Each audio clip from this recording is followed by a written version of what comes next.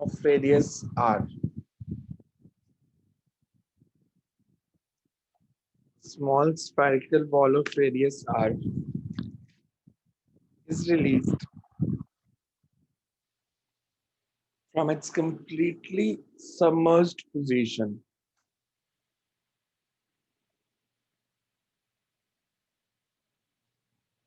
in a liquid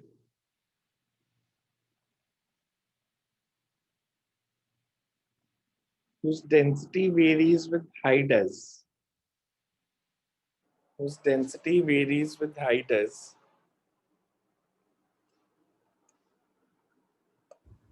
sir repeat कर दो. whose density varies with height as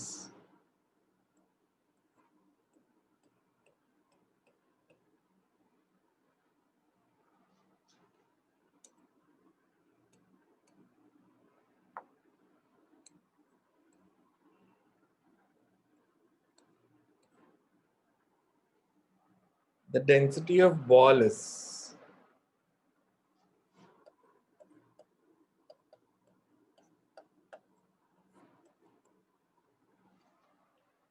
5 by 2 rho naught. Height of vessel is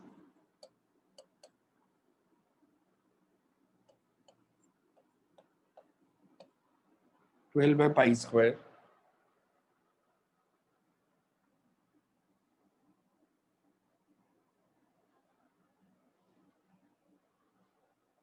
A part is where will the ball be in equilibrium?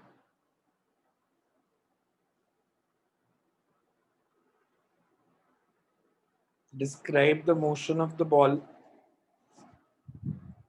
Describe the motion of the ball and time taken by the ball to reach the bottom of the vessel. Time taken by the ball to reach the bottom of the vessel.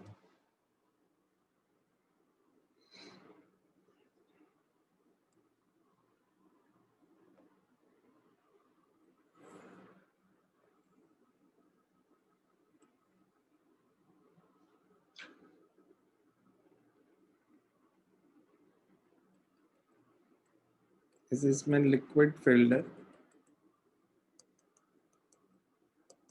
इसकी density given है.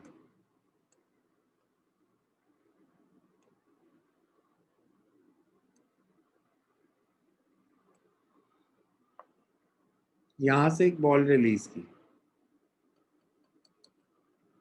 Ball की density भी given है. Liquid की density किसी भी point H पे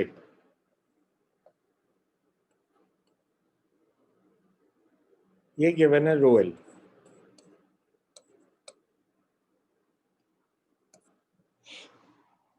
हमने बताने इस बॉल को यहां से ड्रॉप किया, ये इक्विलिब्रियम पे कहाँ आएगी?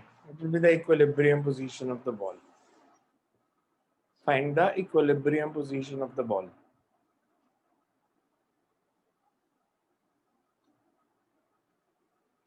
क्वेश्चन समझ में आया?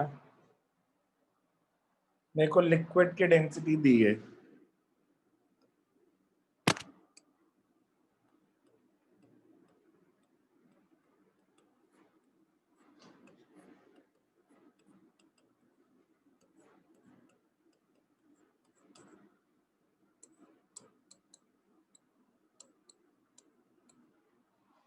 वन माइनस थ्री एच पे H not at top of the liquid. सबसे ऊपर वाले पॉइंट पे अगर मैं निकालूं,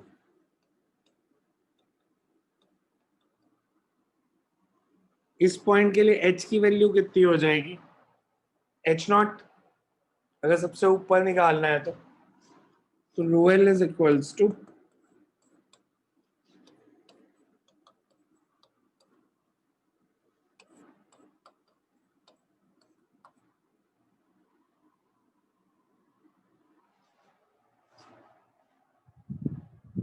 ये 4 है, मेक इट 4. करेक्शन कर लो, ये 4 दिया, 4 माइनस थ्री एच पे एच नॉट.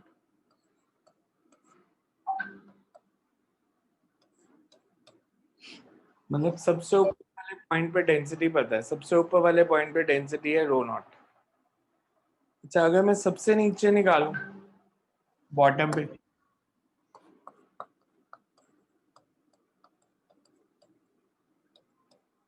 मतलब h इज इक्वल्स टू 0, सबसे नीचे वाले पॉइंट पे डेंसिटी निकाली तो it comes out to be rho not 4 rho not. Density vary कर रही है, यहाँ पे रो नॉट है, यहाँ पे 4 रो नॉट है। हमने बताना है इक्विलिब्रियम कहाँ पे आएगा। इक्विलिब्रियम का मतलब क्या है? Net force zero. Net force zero का मतलब है weight is balanced by upthrust. For equilibrium of body,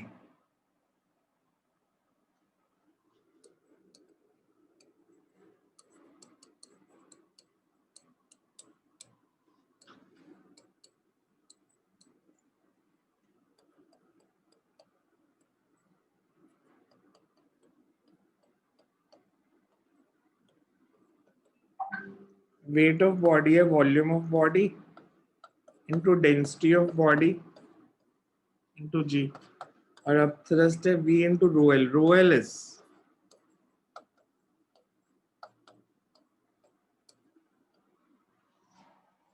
इसको अगर हम सॉल्व कर दें तो v cancel, v rho naught and g ये कैंसल हो गया। So you're left with 5/2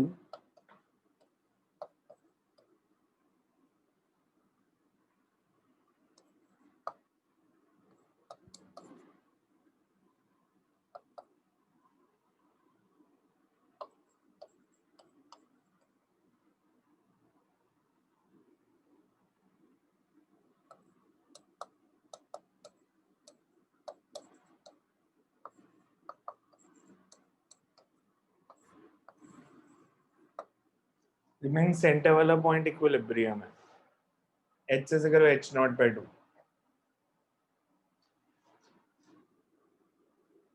ये जो पॉइंट है यहाँ पे नेट फोर्स जीरो। सो मैं सबसे पहले यही निकालना था, पॉइंट निकालो जहां पे इक्विलिब्रियम आएगा।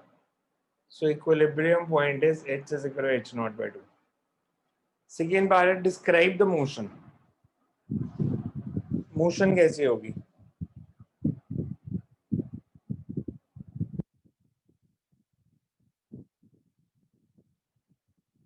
मोशन कैसी होगी इस बॉडी की?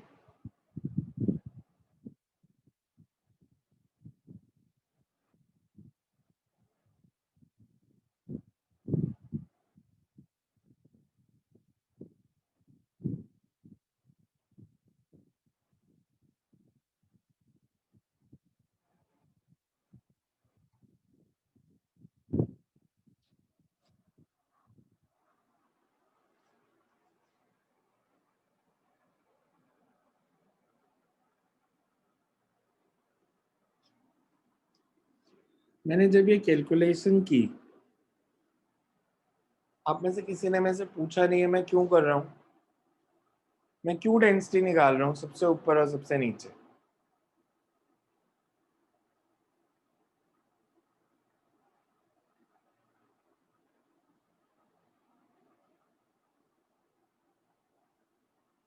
मैंने सबसे ऊपर वाले पॉइंट पे और सबसे नीचे वाले पॉइंट पे डेंसिटी निकाली क्यों? क्या करना है मैंने इसका?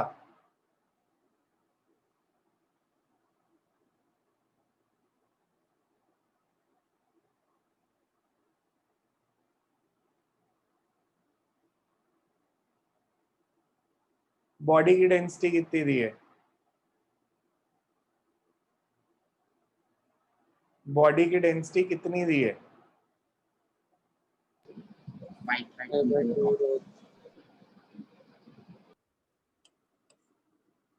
2.5 रो नॉट। जब मैंने यहां से बॉडी रिलीज की, लिक्विड की डेंसिटी ज्यादा है बॉडी की ज्यादा है? सबसे ऊपर वाले पॉइंट पे सबसे ऊपर वाले पॉइंट पे किसकी डेंसिटी ज्यादा है? बॉडी। बॉडी। इसलिए बॉडी नीचे आ रही है ना। अगर ये उल्टा रिजल्ट आ जाता बॉडी नीचे ही ना आती। अगर आप इस रिलेशन को ध्यान से देखो, V और G तो कैंसिल हो रहे थे, इक्विलिब्रियम पॉइंट है जहां पे दोनों डेंसिटी सेम हो गई, बॉडी की और बॉल की डेंसिटी सेम होगी। उसके बाद आप इस पॉइंट से जब नीचे आए, यहाँ पे लिक्विड की डेंसिटी कम थी, बॉडी की ज्यादा थी। जैसे जैसे नीचे आ रहे हो लिक्विड की डेंसिटी बढ़ती जा रही है, इधर आके दोनों इक्वल हो गई। इससे और नीचे आए तो, मैं इस पॉइंट से और नीचे आया तो क्या होगा? लिक्विड की ज्यादा होगी। तो क्या होगा उससे? लिक्विड की डेंसिटी ज्यादा होगी तो ऊपर जाने लगेगा। ऊपर जाने लग जाएगा सीधा, इनर्शिया नहीं लगेगा, नेट फोर्स अपवर्ड है, वेलोसिटी धीरे धीरे कम होनी शुरू होगी। मान लो बॉडी किसी इंस्टेंट पे इक्विलिब्रियम पोजीशन से x डिस्टेंस नीचे है, मेरे को यहाँ पे फोर्स निकाल के दिखाओ बॉडी पे कितनी लग रही है और किस डायरेक्शन में। When body is x distance below the equilibrium point, find the net force acting on the body. जब वो इक्विलिब्रियम पोजीशन से x डिस्टेंस नीचे आ गई है,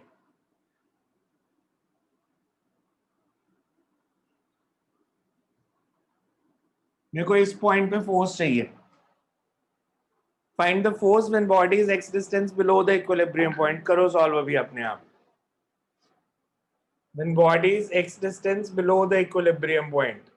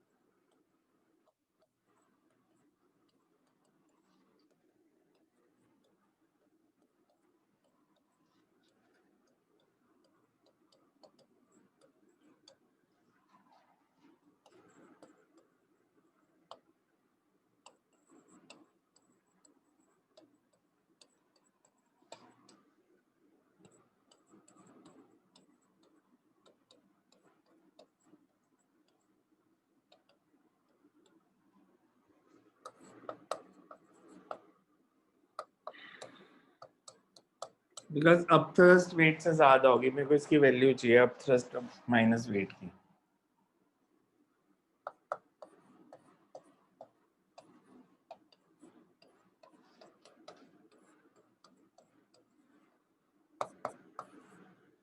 डेंसिटी ऑफ लिक्विड कितनी लूं?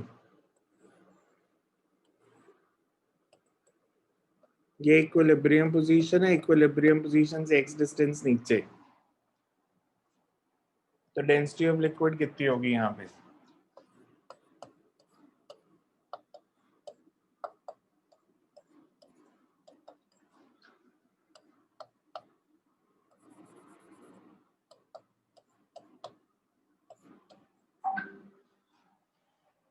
h कितना, ये डिस्टेंस कितना था,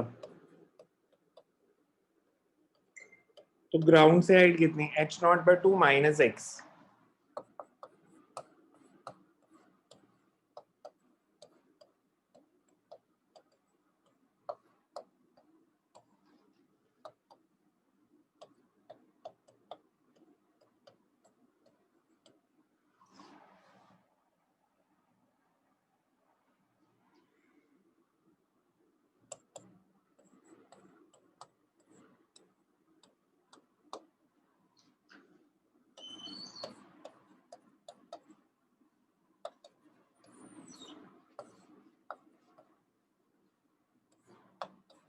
इसको सॉल्व करो, क्या आएगा आगे?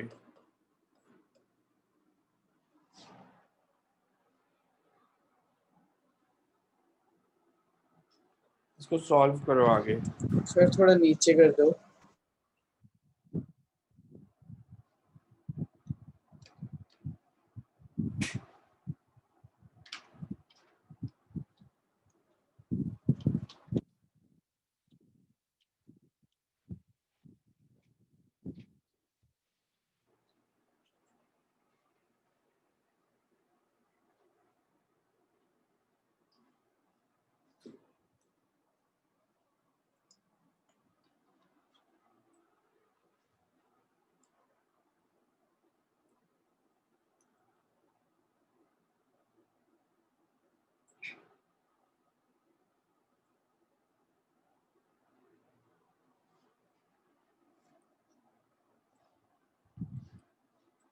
इसको अगर हम फर्दर सॉल्व करें,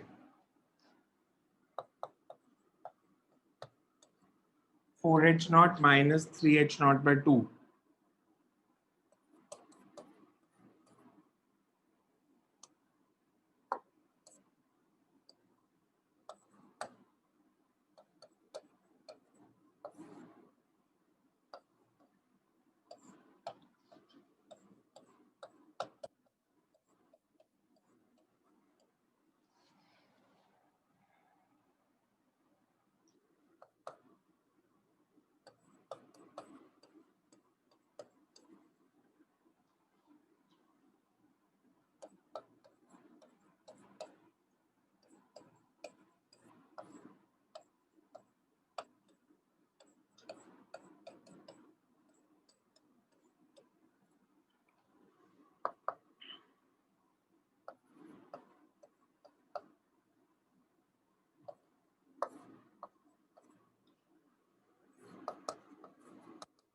कौन सी डायरेक्शन में है फोर्स, अपवर्ड डाउनवर्ड?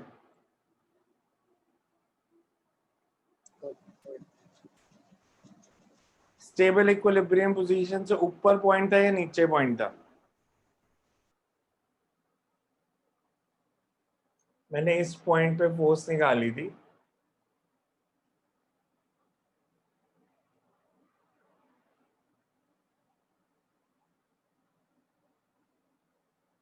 और इस पॉइंट पे फोर्स आ रही है अपवर्ड, और वैल्यू आ रही है 3v0 x upon h0, 3v rho not x upon h0। तो आपका क्वेश्चन था डिस्क्राइब द मोशन। तो मोशन कैसी है इसकी?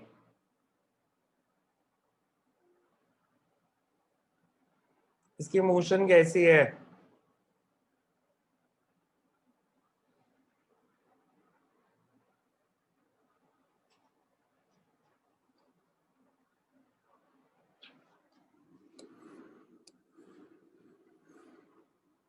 यहां से कोई मोशन नहीं एक्सप्लेन कर सकता इसकी कैसी है?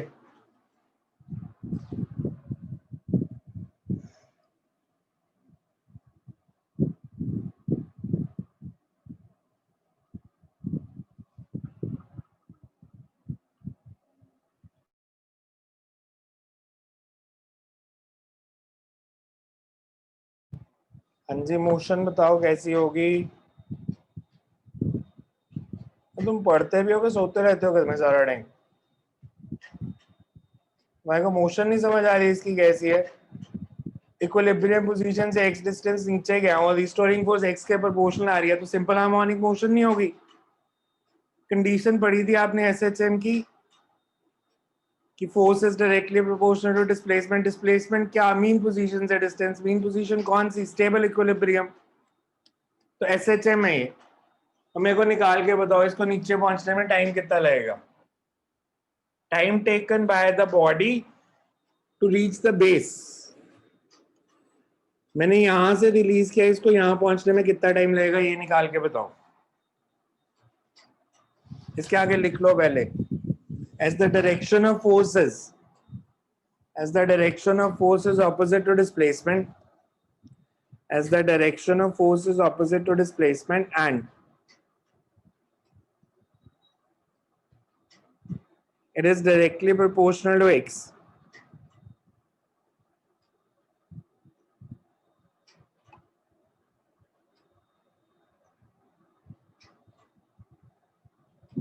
And it is directly proportional to x.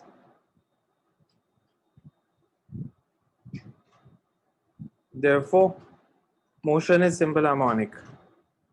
Therefore, motion is simple harmonic.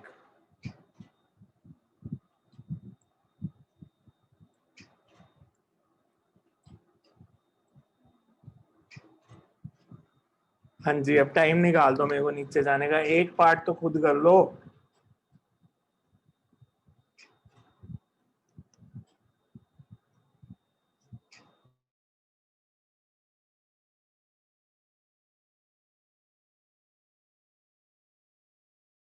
कौन बताएगा इसको कैसे सॉल्व करना है? नीचे जाने का टाइम कैसे निकालोगे?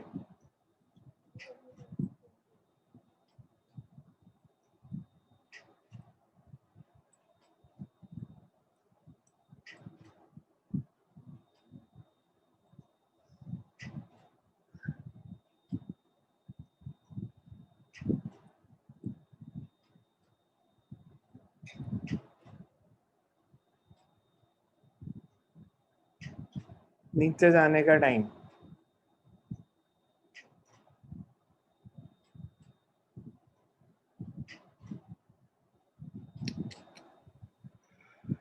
अच्छा, अगर मैं इसमें बोलूं सिंपल हार्मोनिक मोशन का टाइम पीरियड निकाल दो, वो निकाल के दिखाओ। चलो, ये मैंने प्रूव किया कि एसएचएम है।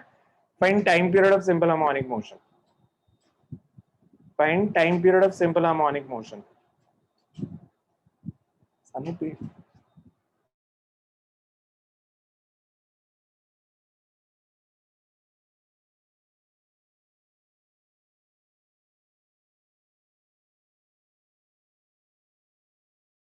बाद में बीच में लगा दिया।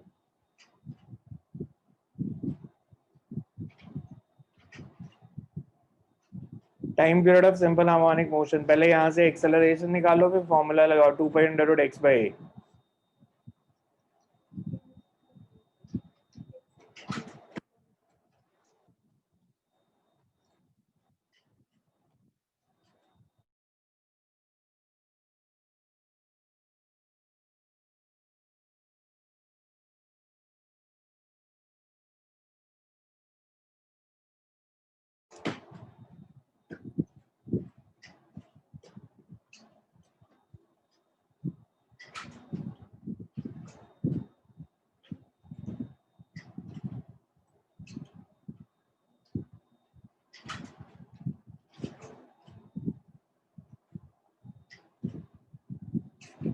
क्या आया time period?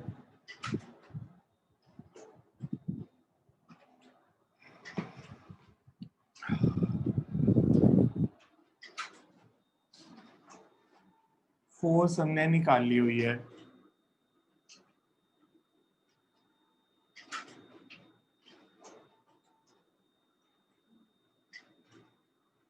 Acceleration is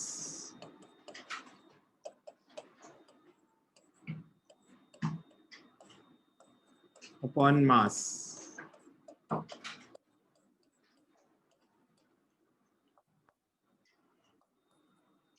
V cancel हो जाएगा, रो नॉट कैंसिल हो जाएगा, से ऊपर चला जाएगा 6 x upon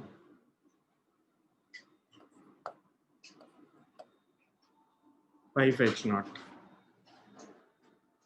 Time period is 2 pi under root x by mod a.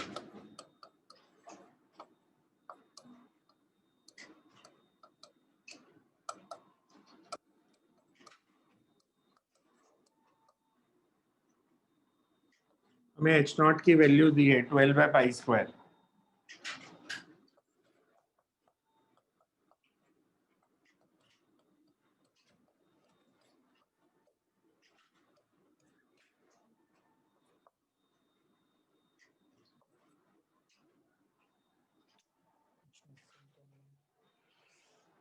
Missing है, this is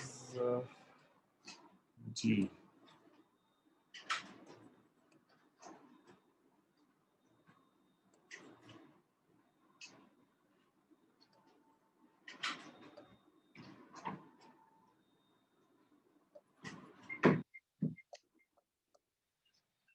So 2 second is the time period.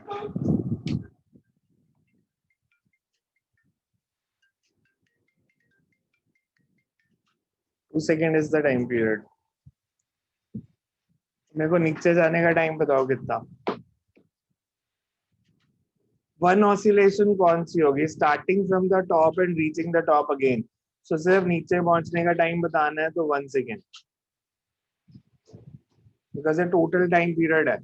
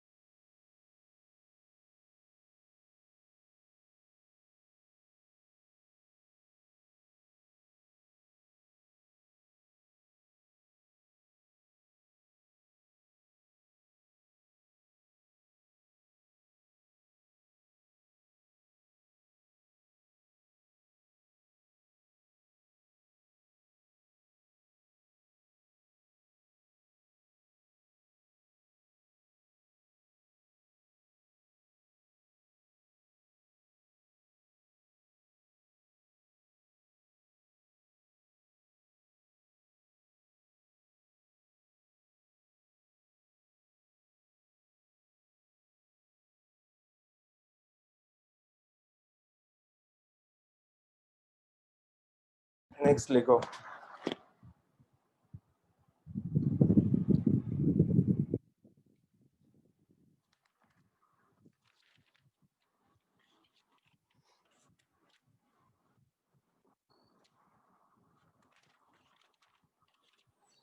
Rod of length 6 meter.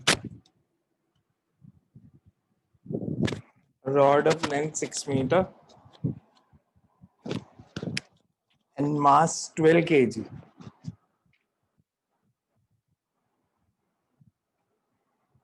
It is hinged at one end.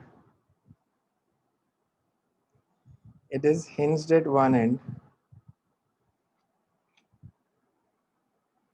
at a distance 3 meter below the water surface. At a distance 3 meter below the water surface.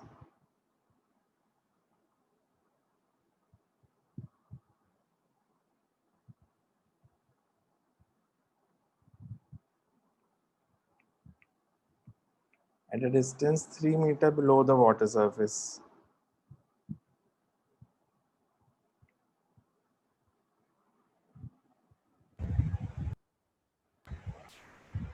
The specific gravity of material of the rod is.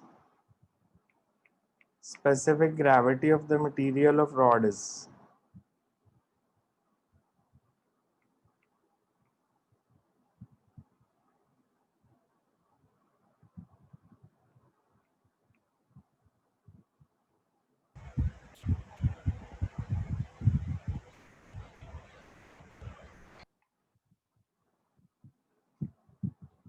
(0.5). Find what weight must be attached. What weight must be attached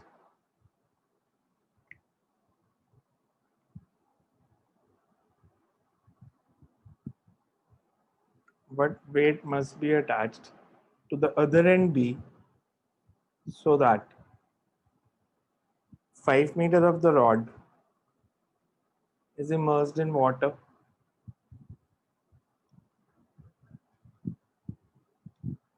Also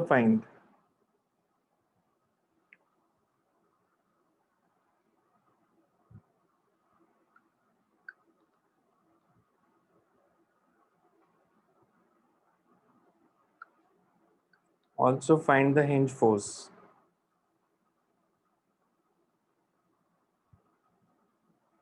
Also find the hinge force. आपको question में ऐसे दिया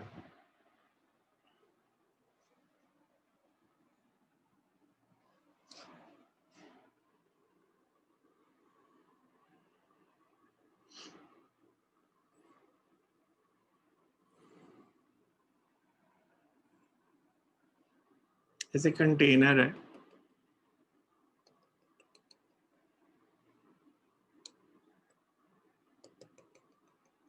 इसमें 3 metre length तक liquid field है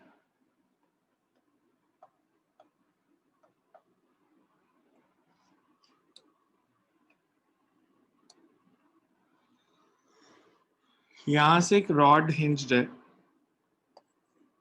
से point A से मान लो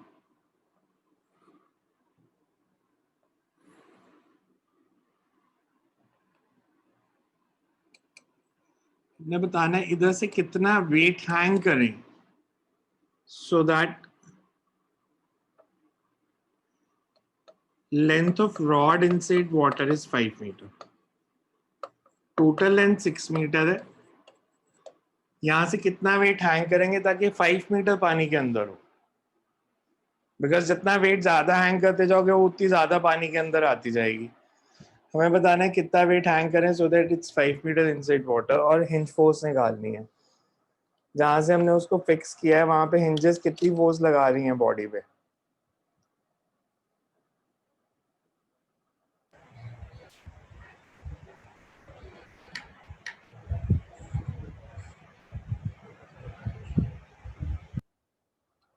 कैसे करेंगे बताओ पहले मेथड बता दो मेरे को हम इसको कैसे कर सकते हैं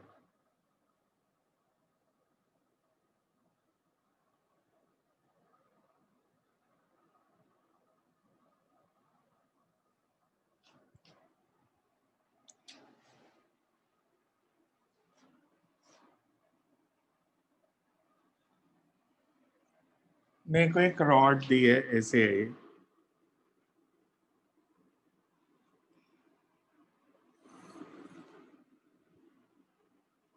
और इसकी लेंथ है 6 मीटर।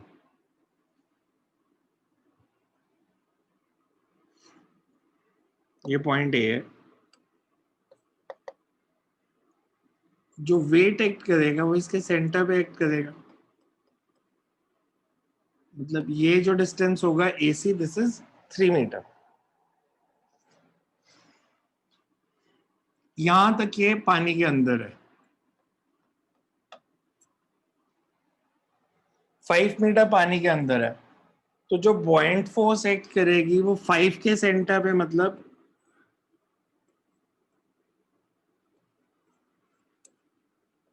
C1 पे एक्ट करेगी। AC 3 मीटर है, AC1 2.5 मीटर है। हिंज पे मैंने कहा था नहीं पता तो दो फोर्सेस मार्क कर लो। एक let it be vertical direction में Fy, हॉरिजॉन्टल डायरेक्शन में Fx, और एक हमने यहां से वेट हैंग किया।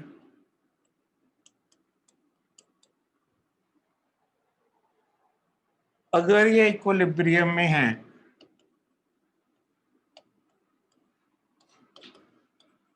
for rod to be in translational equilibrium,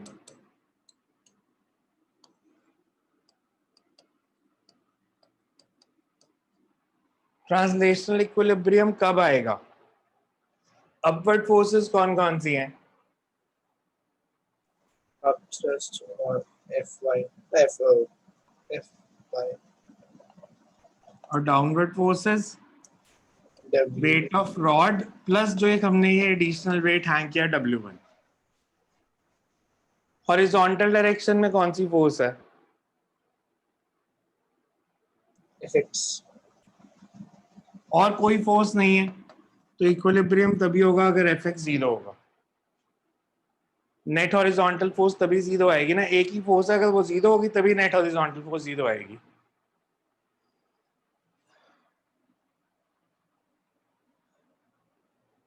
torque किस पॉइंट के अबाउट निकालूं? आंसर में फर्क पड़ेगा, बिकॉज इक्विलिब्रियम का मतलब है नेट टॉर्क भी जीरो। तो टॉर्क में किस पॉइंट के अबाउट निकालता हूं, इससे फर्क पड़ेगा या नहीं पड़ेगा? मैं टॉर्क किस पॉइंट के अबाउट निकालता हूं, इससे फर्क पड़ने वाला है या नहीं पड़ने वाला? जब नेट फोर्स से इक्वल होता है तो टॉर्क किसी भी पॉइंट पे निकाल सकते किसी हैं। भी पॉइंट के अबाउट निकाल सकता है, तो मैं पॉइंट ए के अबाउट जीरो कर देता हूं। For rotational equilibrium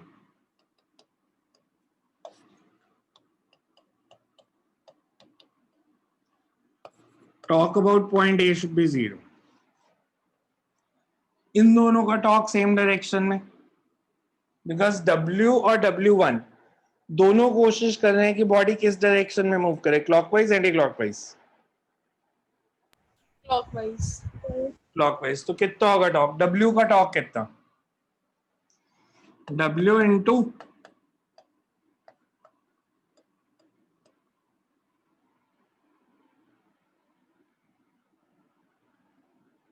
three cos theta. Theta का ये एंगल है, तो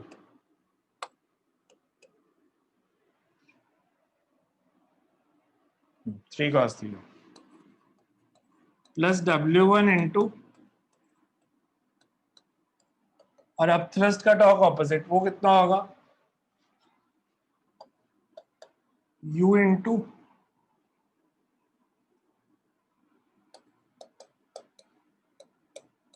कॉस थीटा। पूरी इक्वेशन में कॉमन है, कैंसिल हो जाएगा।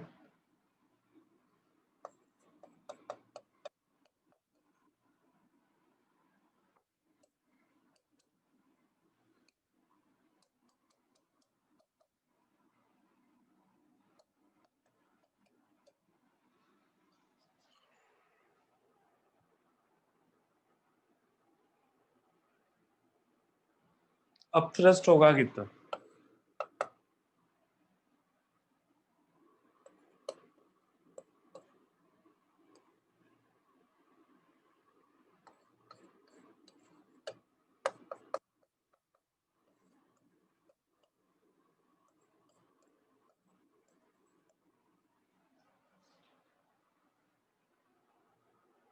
इन दोनों की वैल्यूज पुट करेंगे, यहाँ से u इधर सब्सटीट्यूट कर दो, पहले fy आ जाएगा, fy की वैल्यू पता चल जाएगी तो बाकी आएगा। कंप्लीट करो इसको जरा, लेट्स सी क्या करते हो। इक्वेशंस बना दी मैंने दोनों, just try to solve it.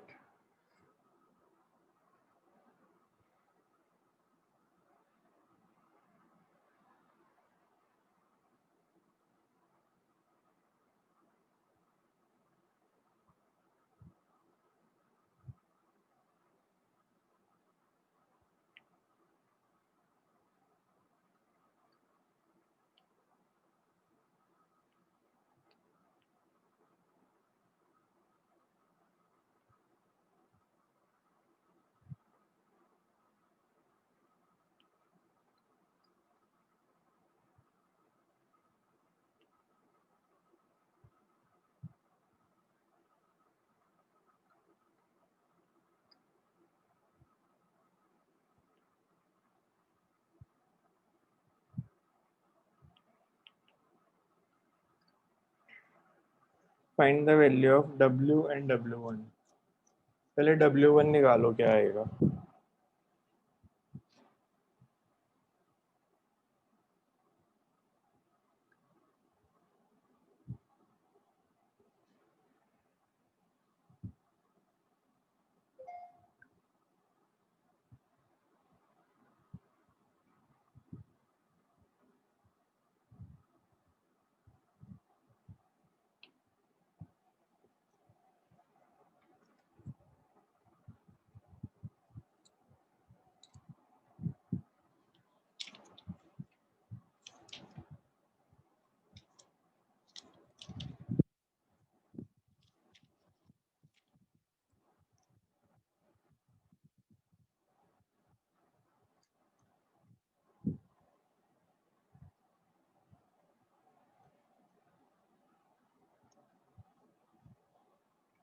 हमें कुछ डेटा गिवन है, उसका यूज कर लेना। हमें रॉड का मास दिया है 12 kg, हमें रॉड का मास 12 kg गिवन है, उसको यूज कर दोगे तो आंसर आ जाएंगे। मतलब W की वैल्यू ऑलरेडी दी है 60, 6 kg means weight is 60 Newton.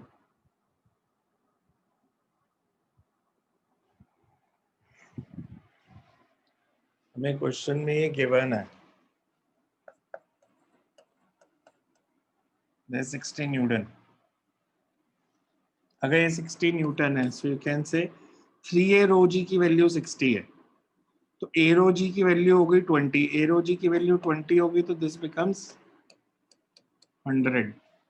ये दोनों वैल्यूज में इधर सब्स्टिट्यूट कर दूं अगर, 3 into 60 plus 6w1, 2.5 into 100, so 6w1 is equals to 250 minus 180। देखना यही आ रहा आंसर, कुछ कैलकुलेशन में गड़बड़ ना हो। 3a rho तो g, यही आ रहा है। a rho g is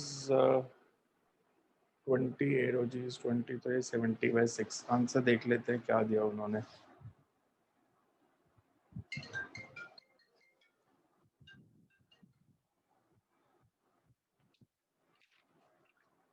book में इसका आंसर दिया है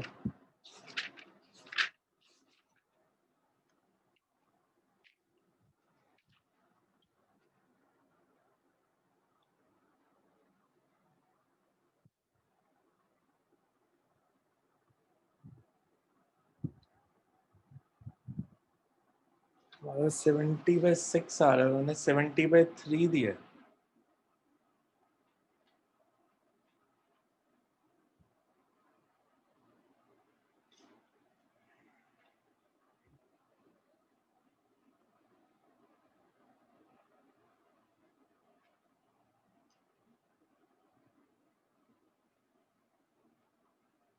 three W plus 6w1 is 2.5 u,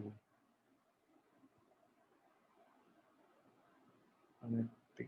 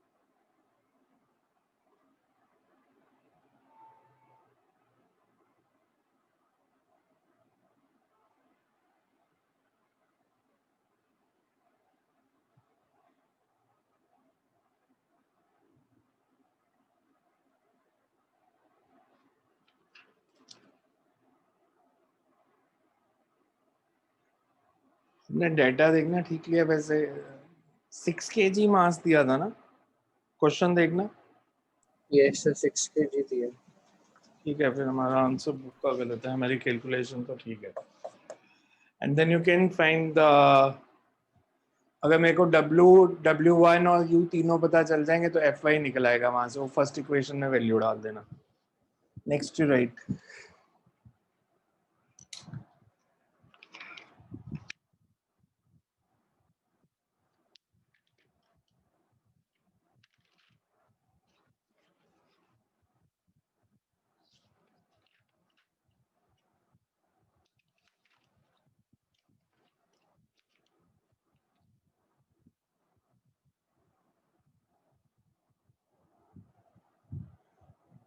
liquid is filled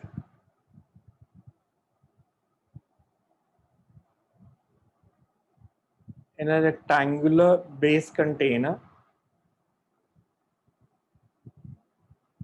up to height h.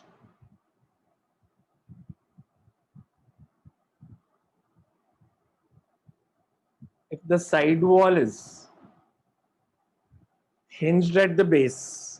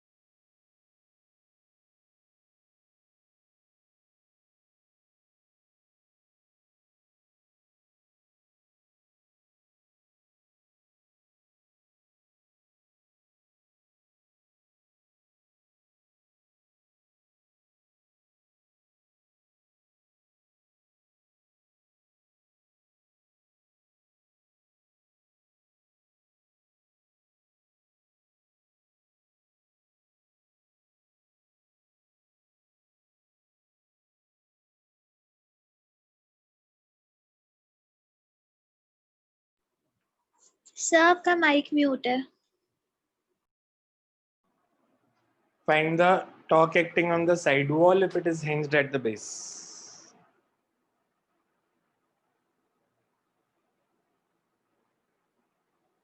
मेरे पास ऐसे एक साइड वॉल है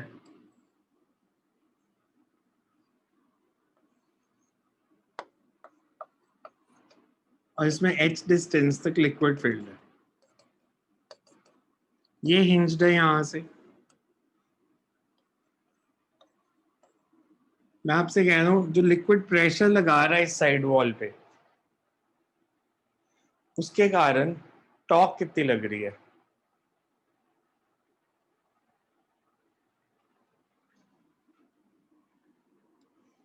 मैं इधर एक अगर लेयर लेता हूं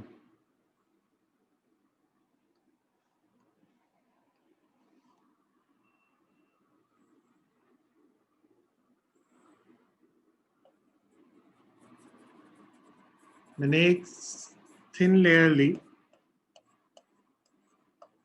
ऑफ थिकनेस dx इसका एरिया कितना हो जाएगा ये डिस्टेंस x है प्रेशर कितना एक्ट कर रहा है इस पॉइंट पे इस लेयर पे इस लेयर पे प्रेशर कितना एक्ट कर रहा है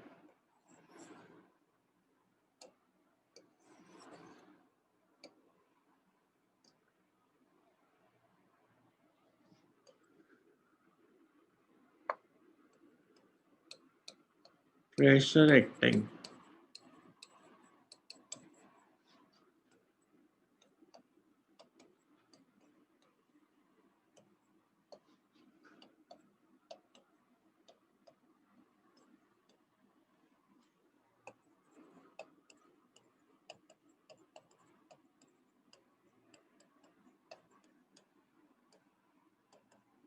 टॉप से डिस्टेंस x है तो pressure is rho G X, force is pressure into area, rho G X into L D x.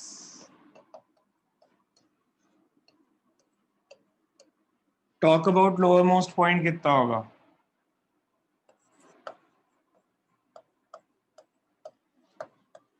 सबसे नीचे वाले पॉइंट के अबाउट टॉक।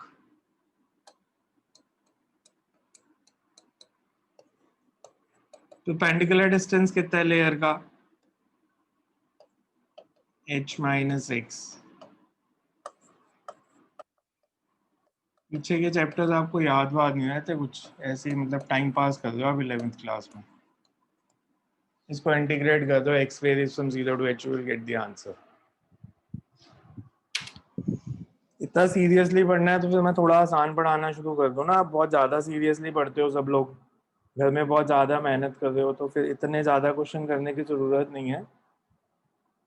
एनसीईआरटी करेंगे हम फिर, और मैं सीरियस हूँ, कल से मैंने वही करानी है जब तक मेरे को नज़र नहीं आएगा कि आप पढ़ना शुरू हो गए हो। और देखना सिलेबस कैसे दौड़ेगा फिर। अगर मैंने न्यूमेरिकल्स ऐसे कराने बंद कर दिए, थ्योरी तो फटाफट खत्म होती है फिजिक्स की। तो कल से अगर आपने अपने आप में चेंज नहीं लाया और क्लास में मेरे को आंसर ना दिए तो मैं लिटरली इस बैच में एनसीईआरटी कराऊंगा।